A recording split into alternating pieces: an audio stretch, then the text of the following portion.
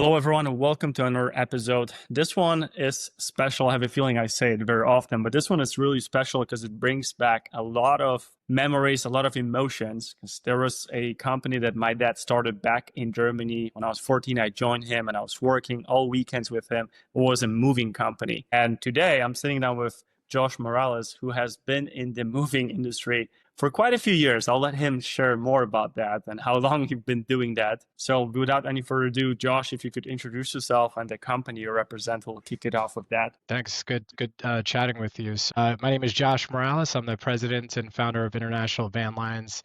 Started the company back in 2004, originally primarily focused on international moving. I got into the business, worked for a company between the ages of about 17 and 19 and learned the ropes.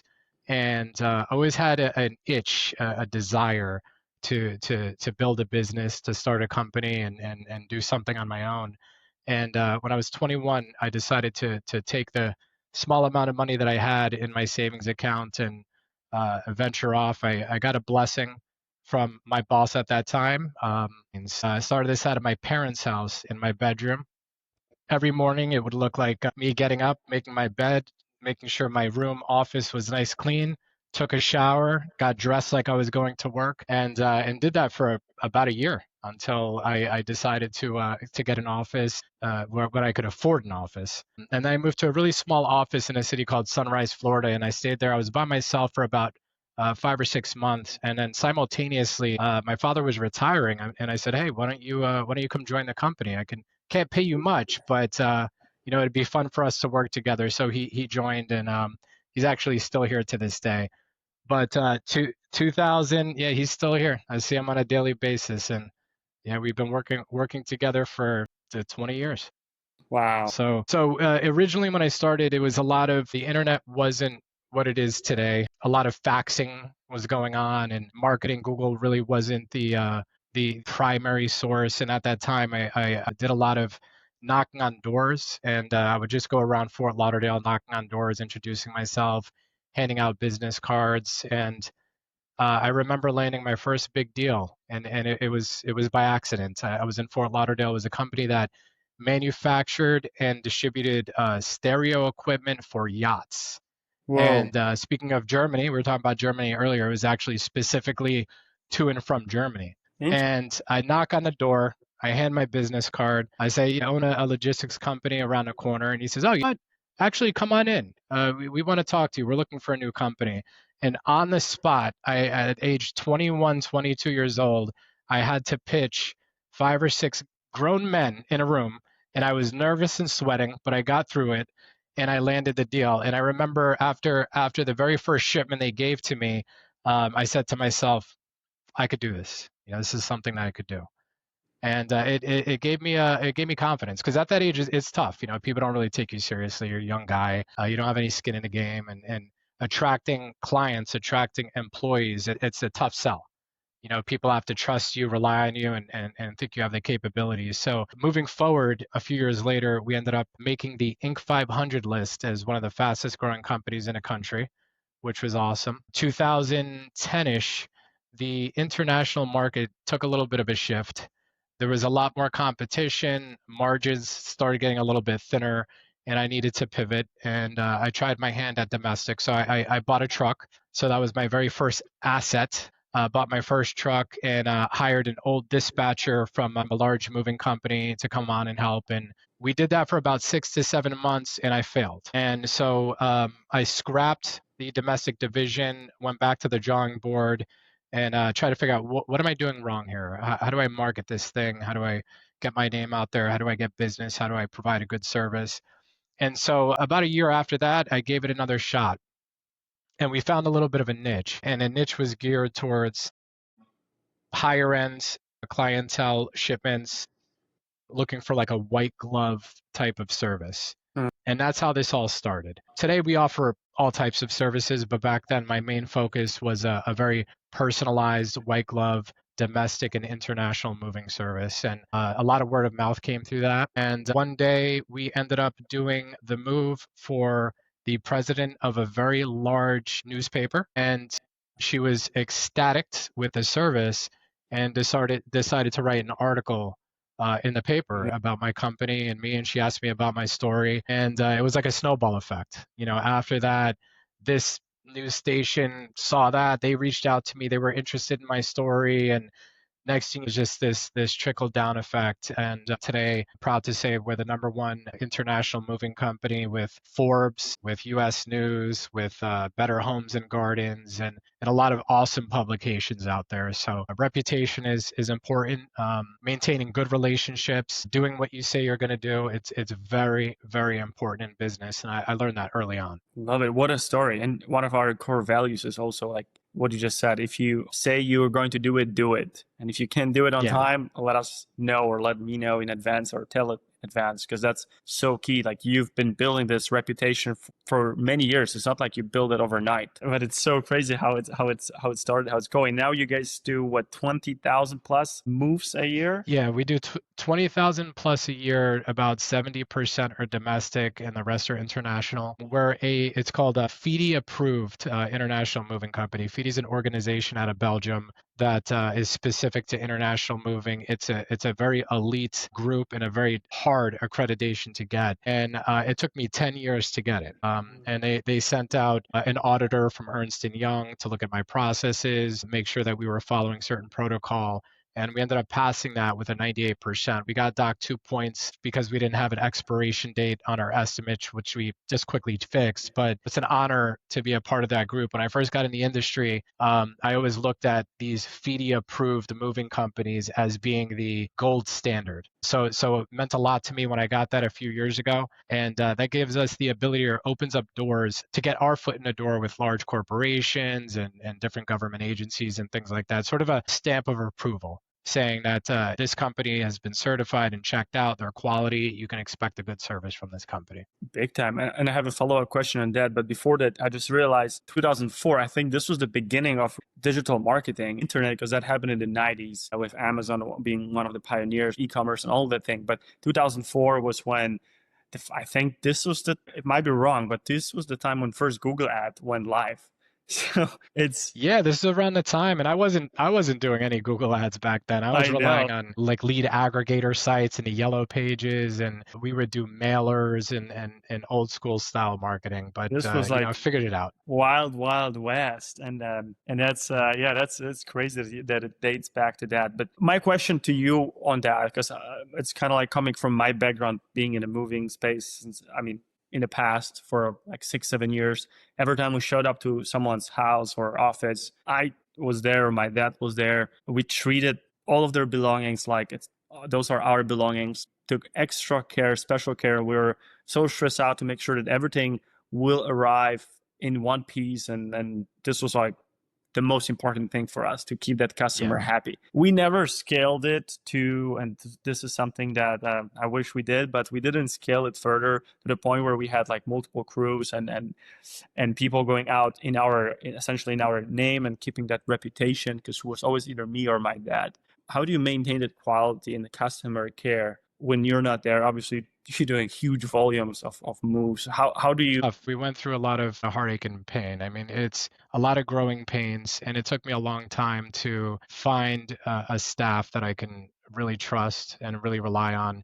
People that treat the business and love the business almost as much as I do, in a Mm, sense. And I think your core staff is highly important. So I try to hire people that have a skill set that I don't have. I'm really good with marketing and coming up with solutions and ideas. I'm not good with organization and data entry and processes. So I hire people that have a different skill set than I do, where they could bring something to the table. And I have a compliance officer that works for me in the company, and she's done an amazing job making sure the drivers are trained, the movers are trained. She's responsible for the drug testing, the background checks, making sure the guys are getting the proper training and they have the tools that they need to do a good job. But it's a tough gig, and listen, not every move goes well. There's of occasion course. that you'll have one of our movers that has an off day and he's having a bad day, and that can reflect in his work. And so it's important for me to keep people motivated. not only necessarily by money, but also having conversations with the staff, letting them know that I'm involved. I'm here. If you need anything, reach out. So I'm a very hands-on business owner. I'm here every day in and day out. Weekends I'm working. I'm not one of these guys that built a business and I'm going home and hoping it runs well. I'm part of every process within the company. Training is important. We have quarterly meetings with the entire staff just to check in on every division, every department. I like to get feedback from the employees in the company, ask them what tools do you guys need to excel, to do better. I accept ideas from staff and I will implement them if they make sense. So having a good relationship with my staff is, I think, has been the key, a key to the success of the company for sure. I can imagine that. Yes, that was very, very important aspect of it. And speaking of the process, can you take us through the customer journey? Like what happens when a person finds you, or maybe you find them and they enter your ecosystem, I like to call. What happens next from, evaluating what they need to have, what they need to move, and keep providing them with a quote until it arrived, and even beyond that? If you could explain a little bit about the customer journey. Yeah, so the most important thing for us is communication, and obviously that's important for the consumer as well. So having the right information, accurate information is key. So if you're moving, let's say from California to New York or from California to Germany as an example, we want to know everything about this move. We want to know why you're moving, what you're moving. We want to go over an inventory list. We built a software called Move One, where we offer virtual tours. So it's a really easy thing. We text a link to your cell phone. You click on a link, you do a full video walkthrough. We can get a full inventory list. Somebody, if it's a very intricate, detailed move, if we're moving a museum or a business, or it's like a high-end type move, on occasion, we will send a representative out to do a visual survey. But this day and age, the virtual tours work just fine. So we want to gather everything that you're moving. We want to understand what it is you want us to do. Do you want us to pack your boxes? Do you want to self-pack your boxes? Do you need storage? When do you want your shipment delivered?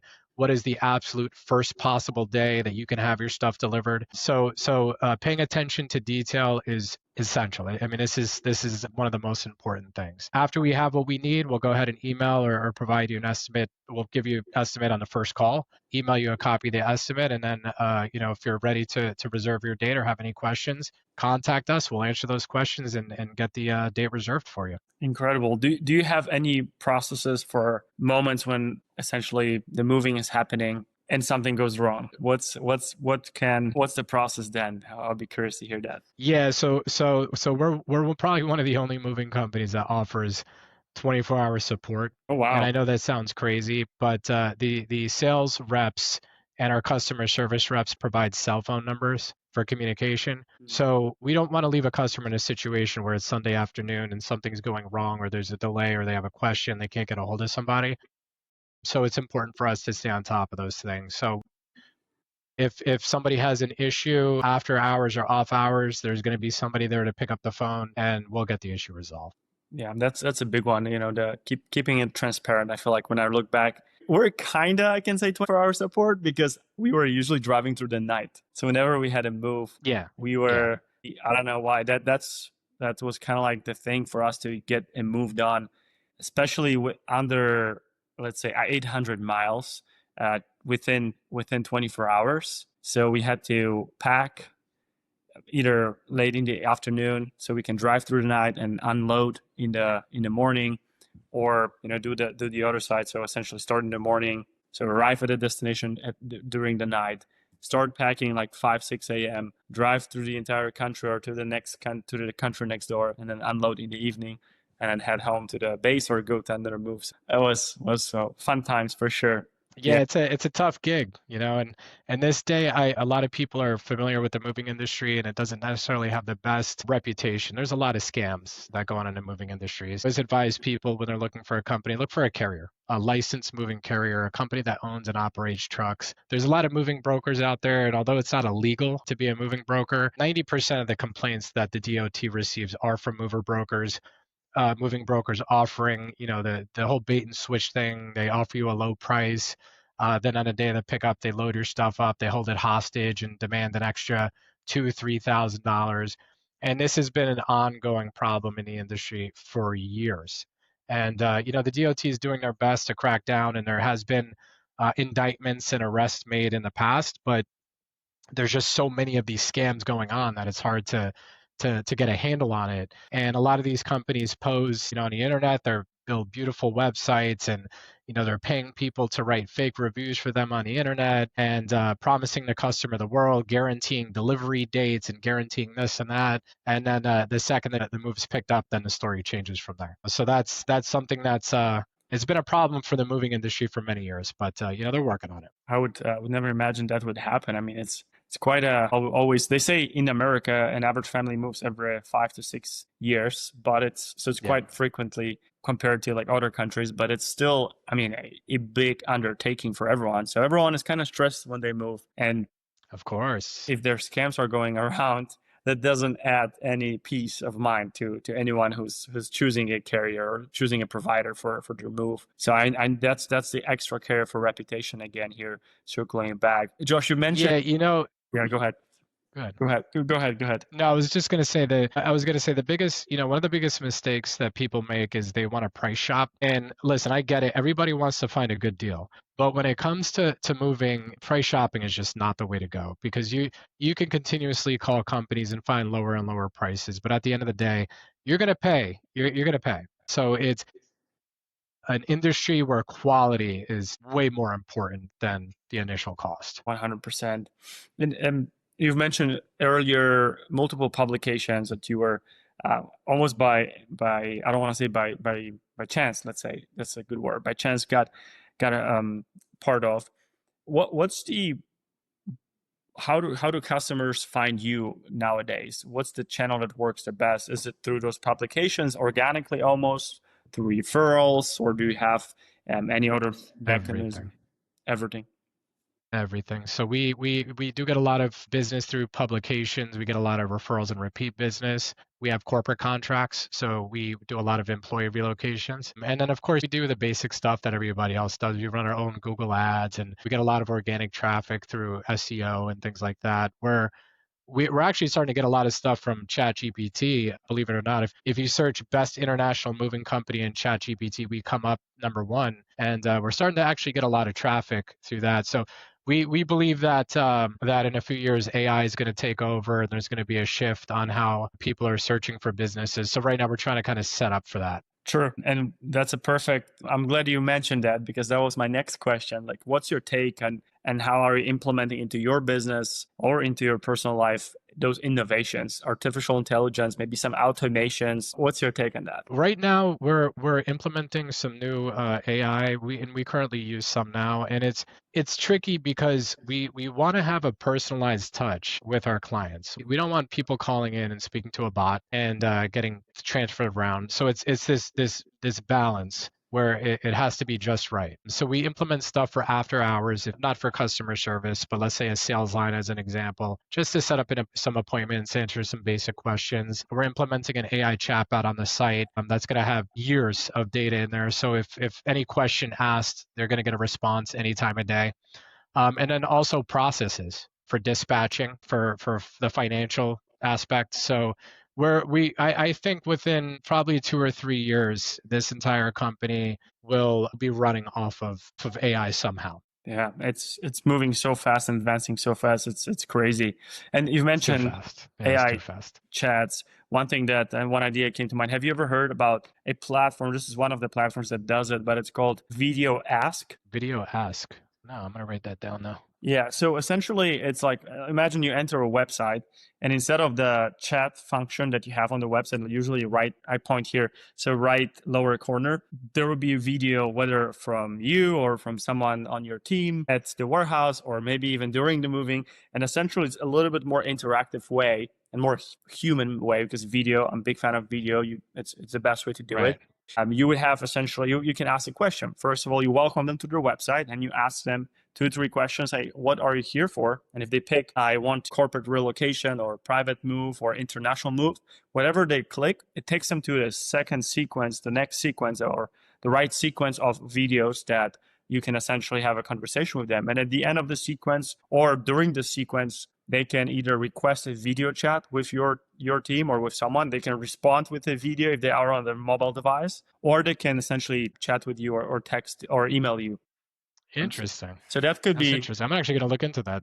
yeah, Yeah, so that's interesting. it's a very interactive way, and I'm surprised not too many companies are implementing it, especially in the B2B world. I mean, it makes a first impression. I feel like the first impression counts, and this could be a good Yeah. first impression. Oh, yeah. You would have to, and obviously it becomes pricey when a lot of people are using it, but the price is definitely becoming much better nowadays. And it's, in my opinion, it's a great way to stand out as well, especially if you're getting traffic from all sources now. And I feel like this could be something worth checking out. So just an idea came to me from a customer perspective. Absolutely. Yeah, I'll take a look at it. I appreciate that. Now, you've been in the business for, if my math is mathing up, like 26, 27 years. Is that about right? It's almost three About decades. 20-ish years. All right, so 20 years, still a long time. Yeah. If you were able time. to sit at the table, I saw earlier how nice of your office is next, across the street, across the table would sit younger Josh next to the aquarium that you have there. What advice would you tell him if he is starting out and you're there? Don't worry. Don't worry. Don't worry. Don't worry. I had in the beginning stages, and listen, occasionally it still happens now, but I'm older, I'm a little bit more mature, and I've been through a lot, so I kind of know how to handle situations. But in the beginning stages, I had a lot of anxiety. I had a lot of sleepless nights, a lot of worry, and a lot of fear. I was a young guy opening up a business, and I didn't want to fail. And when issues came up that I wasn't familiar with, I would make me nervous and make me scared. And I would tell myself to take it easy, relax, just keep moving forward, keep your eyes forward instead of worrying all the time about things. Not to get philosophical here, but life is short, and anxiety and fear and worry, things come and go. And the old saying, "This too shall pass." So I remember things that I used to worry about. I remember things that were like the biggest problem in the world 2 or 3 years ago. I don't even think about them anymore. So I like to try to stay present, focus on what I'm doing, and have fun doing it. Not be stressed out and worried about it. It's fun. Business is fun. It's enjoyable. It's interesting. You build things, you create things, you provide jobs. You in not every case, but in my case, I get to work with awesome people every day, come up with solutions for an industry that I love. So I have fun doing it as well. I would tell my old self. You hit the nail on the head for me there with saying that fear of failure. That's a big one for so many of us. Like that pressure, and it's hard to describe, but it's there, and that leads to stressing out, worrying, becoming a worrier, and essentially anxiety later on, and things can escalate pretty quickly. So don't worry is a good thing, and Right. obviously we won't share it, but I know a situation you're going through right now. So I think in 5 years from now, you'll look back and be like, we would say the same advice to yourself. Right. Don't worry, Absolutely. you handle it like everything else. You've got it, and it's going. It went by as fast as it came through, and we figured it out. Yeah. Now, swinging back from the past to the future, what's kind of the North Star for you? What's in the future? Where do you see the next decade?